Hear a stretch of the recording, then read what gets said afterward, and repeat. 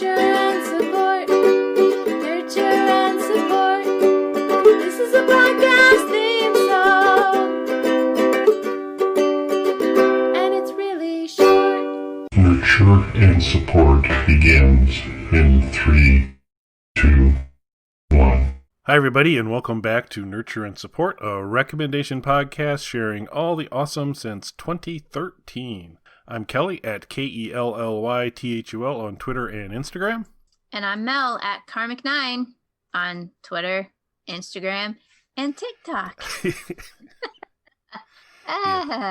Yeah, I don't bother to. I guess I'm Kelly Tool on there too, but I am. As we discussed last show, neither of us are active producers of content. We're consumers of content on TikTok. Yeah. Just watch the funny videos. You'll never see me post anything ever. I promise. You don't want me to. The bar's low. There's a few out there that people should have taken that advice, but that's okay. It's fun. It's an intriguing environment, that's for sure. Yeah. All right. Well, in the spirit recently of Mel recommending a series that's been out for a while, and maybe a lot of people have already seen, The Witcher, which I think is a fantastic recommendation, I'm going to kind of follow suit. And since Mel's kind of getting back into that working through stuff mode, I'm going to kind of give her another one to add to her watch list. And this is an Amazon Prime series, and it is The Boys. So I'm assuming you're aware of The Boys, Mel, as far as the concept. Have you seen any of it? No, I've seen little snippets of promos and stuff, and actually one of my games that I play, Legendary, that I've talked about on the show before, did a whole month-long Boys special event where we were getting cards of characters from the show before season 2 started. So I told myself I'd watch it after that, and I haven't. I've been distracted by my K-dramas. Yeah, that's right. But you're watching one live, so you have, a week in between. You can sneak in an episode or two of The Boys. Actually, I am waiting for the English translations to get to 100% on the most current episode, and then I can go watch it. Well, my memory fails in my advanced age, but didn't you recommend Preacher the comic book Preacher 100 years ago? No, I think maybe Jeans did. Or maybe Mike? Could have been Mike. It could have been Mike. I actually wasn't a big fan of the comic. Yeah.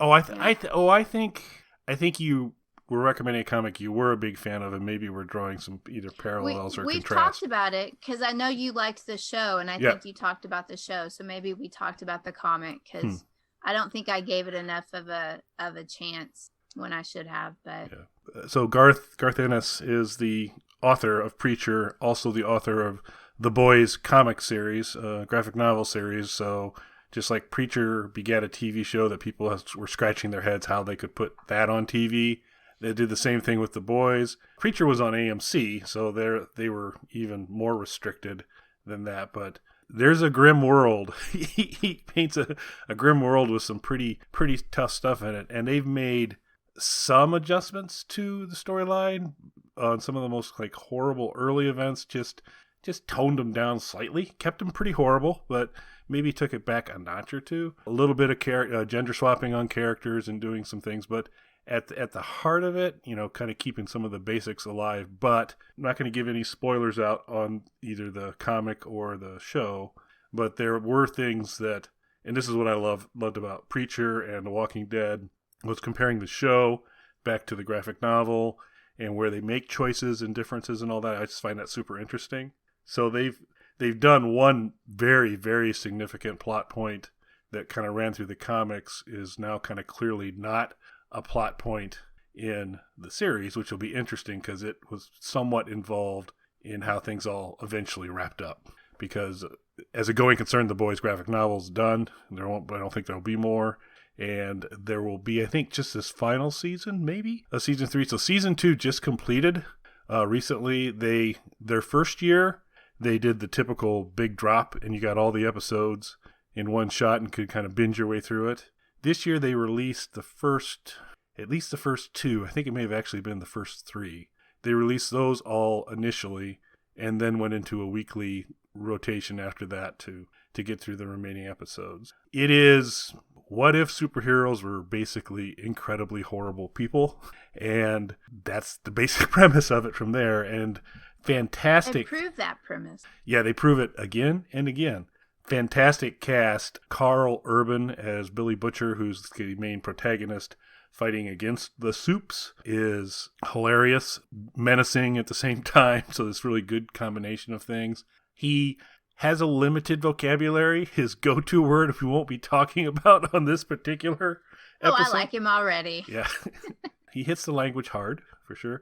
Jack Quaid is also in it and plays Huey and is eerily he has the Quaid genes. You can just see that this is like a Quaid larva kind of walking around there. Super funny guy, really good on social media as well. Then Anthony Starr plays Homelander, who's the Superman of the group and the biggest problem, shall we say. Yeah, and he's a soup, right? Yep. Yeah, he is like Superman, but big American flag cape, eagles on the shoulders, red and blue color scheme.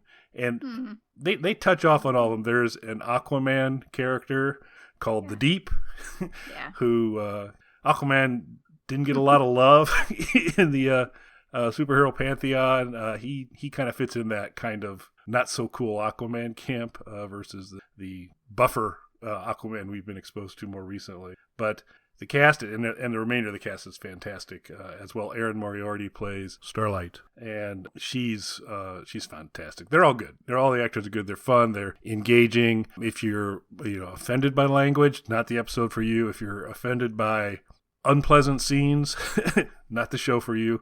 Much like Preacher.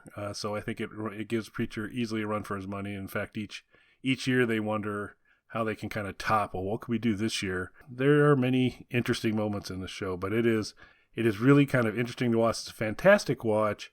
They have kind of paired with it something that's kind of like the talk show after, like they used to do for Walking Dead and all those types of things, that Aisha Taylor hosts, and they bring on cast members.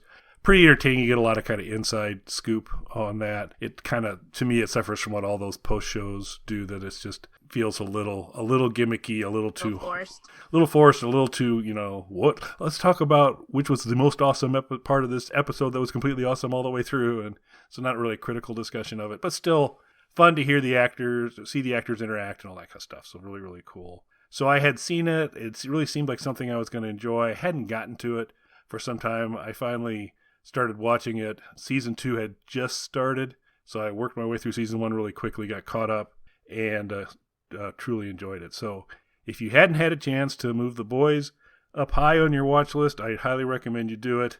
Again, big caveats is not family friendly, going to be a little dark from time to time, but I think a fantastic show. Yeah, it seems like something I would like. I like a good anti-hero anyway, and I've never been a huge fan of superheroes for the most part. So I thought the premise sounded really right up my alley. I haven't gotten to it. So I think it'll be pretty, especially as it's something that I can watch on the tablet. So that's cool. Well, my recommendation this week is going to be a YouTube channel about art. So Kelly's talked a lot about graphic software lately, and this YouTube channel actually deals with an art program that you use on your tablet, specifically an iPad, because it's Procreate. I don't believe Procreate works on Android tablets. I think it's only Apple. So I've talked a lot about how I'm not very artistic in the drawing sense. I can't draw. I'm not very good with using all of these software programs. So YouTube has tutorials on everything. I've watched tutorials for Procreate before, and I think they just go over my head. I've tried to read books about how to work Procreate, and none of it really sinks in. So I finally found a YouTube channel that actually just kind of cropped up in my recommendations one day, and I decided to give it a try. She does tutorials in a kind of different way. You watch her do something that is pretty simplistic, and you can follow along with her, and she's showing you the tools that she's using in Procreate and how she's making the shape. And she doesn't go into a lot of long-winded explanations of things. So for those of you out there who learn better by watching something simplistic being made, and then you're building up your skills to maybe make something more complicated, this is a really good YouTube channel, I think, for that if you have a desire to learn how to work Procreate. And the YouTube channel is called Art with Flo, and her name is Flo, F-L-O. So she has several out right now for like Halloween themed. So I started actually with one she put up about 3 weeks ago, which was the videos called "You Can Draw This Spooky Landscape in Procreate." And it's not a complicated picture, but it is a full landscape, cartoonish looking, with a little kind of haunted house up on a hill with a driveway and lights in the windows and weird shapes, and you have a night sky and a moon. And she goes through how to make the entire thing. And I have to say, there were points at which I was very skeptical about whether I was going to be able to make this work, but it turned out possible. I can't say, oh, it looks nothing like hers. So I was pretty happy with it. I was like, wow, at the end of this 35-minute video, I have a spooky house in Procreate that I made all by my little self. I was proud of myself. One of the good things is, if you have an iPad to use this, you don't necessarily have to have an Apple Pencil. And she uses an Apple Pencil to do her drawings, but she doesn't make the judgment call that everybody out there has an Apple Pencil to use. So tells you just make this line with your finger and do all of that, which I thought was kind of a nice touch, because some of these people assume that we all have all of these fancy gadgets. And I did this with my first gen Apple Pencil.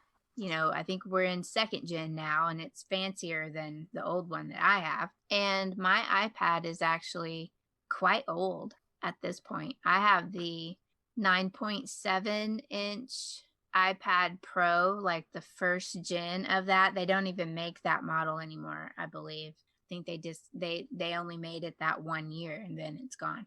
So I don't know if that makes it 5 years old or something like that, which is pretty old for an iPad these days. Anyway, I did this pretty well on my older equipment with my first gen Apple Pencil.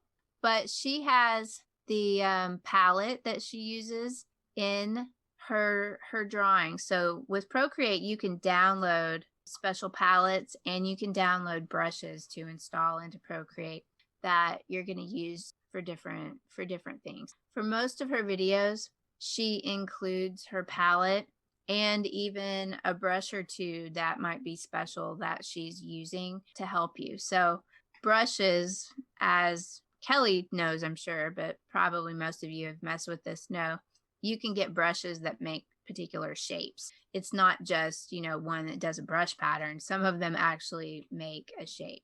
And she has one video where she does a landscape with a deer in the forefront, and she gives you the brush to make the deer.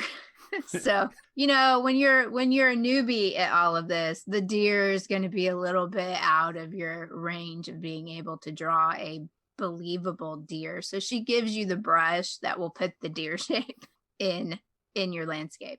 And I'm like, that's what I need. I need brushes to make these deer, which I thought was cool. And she gives those away for free. She also sells some of her brushes in a Gumroad store, but on her videos, she's always giving away a brush or two that's free for you to download to help you work through these videos. And so she's got a big wide variety that some of them start out really simplistic and they move up to ones that are more complicated. She's got some portraits on there, which she's not really doing tutorials for the full portraits, but she'll do speed painting, kind of explaining what she's doing. But she has small tutorials for how to do particular aspects of those complicated portraits to help you improve your skills. I haven't bothered to watch any of those because that's so far out of my skill range that I don't even want to look at that, because that's when I get discouraged that I can't do any of this. But she's got all sorts of, I think they're cute and would be happy if I could do them. So for Halloween, she's got this spooky house. She's got another house that's a haunted house that's a little bit more in depth, a little more complicated than the spooky house. And she's got a Day of the Dead skull that's pretty cool. And you can find all sorts of different things. She has cartoonish eyes, just making the colored part of the eyes, which is useful for me for crafting stuff in my art dolls that I make out of polymer clay. A lot of times I like to make my own eyes, and I'm not very good at it. And so there are places where you can go on Etsy or different doll stores and buy somebody else having made a digital print of an eye for you to make your own eyes. And I don't really like doing that because they're not exactly what I want. So I haven't gone through her eye tutorial yet, but I was happy to see that she had one that was going to step me through how to make my own.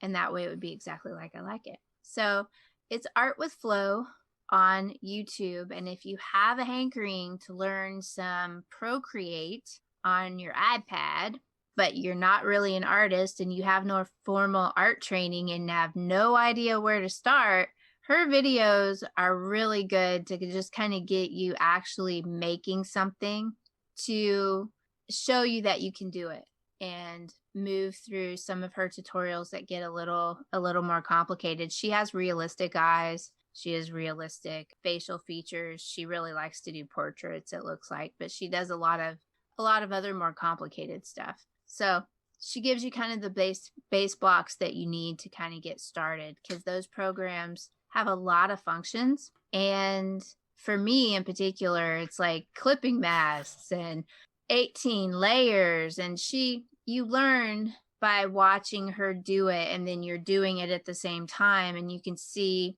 why you're doing the layers in that way, or you're applying the mask to this layer and not this other layer. And she explains it in a way that's not so long-winded that you tune her out. So the videos are all pretty short, about 20 to 35 minutes or so.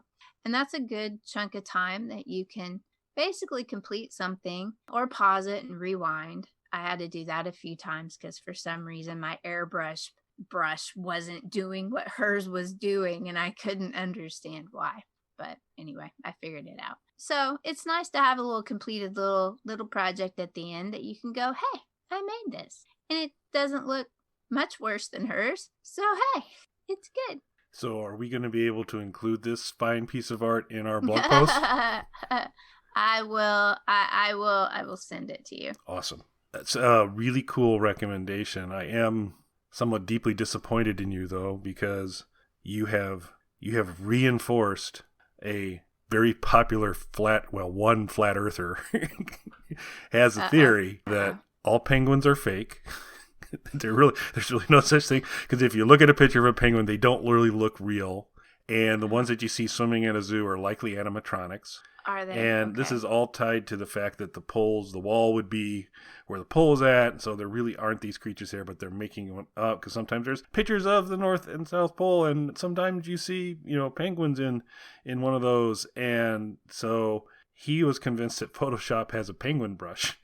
and Oh, no. And he goes, yeah, so they just take a picture and they go penguin, penguin, penguin, and they just start because see, they all look the same, so I'm sure there's a Photoshop brush and it's just penguin, penguin, penguin. And he goes on and on about it. And so you blew the cover off there with the deer brush, further reinforcement that there is indeed probably that penguin brush out there, and penguins are fake because they have to be.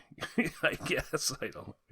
I'm so sorry I let the penguin out of the bag. There's probably a Photoshop tool where you can just click the mouse and it'll make a penguin for you. Make a penguin, make a penguin, make a penguin. That's what most penguin stuff looks to me. It's like it's a stamp. Well, there we go, ladies and gentlemen. Pictures of penguins are made by an automatic computer that's set on... Make a penguin, make a penguin, make a penguin. Hard to argue with that one, isn't it, guys? It's a little disappointing, but We'll overcome. We will overcome. Cool. Yes, well, we will looking forward to including your artwork in the next blog post for this one here. That'll be very, very cool. And don't point and laugh, folks. Oh, they admitted already, I can't draw, yeah. So They've already been exposed to my early attempts at GIMP with a couple logos. So and what you talked about with her is the same reason when I made my recommendation a couple episodes ago, is that it's nice when you've got someone who obviously knows this stuff inside and out, will take the time in a non-condescending way to kind of say, I'm doing this and here's why I'm doing it. And I'm glad you got a little bit better handle on masks, because that's always eluded me. And he's done a good job on the ones I've watched on his to help me kind of get it. Logos by Nick. I'm going to need a few more repeats before I feel like really 100% mask knowledgeable, but I'm getting closer. Yeah.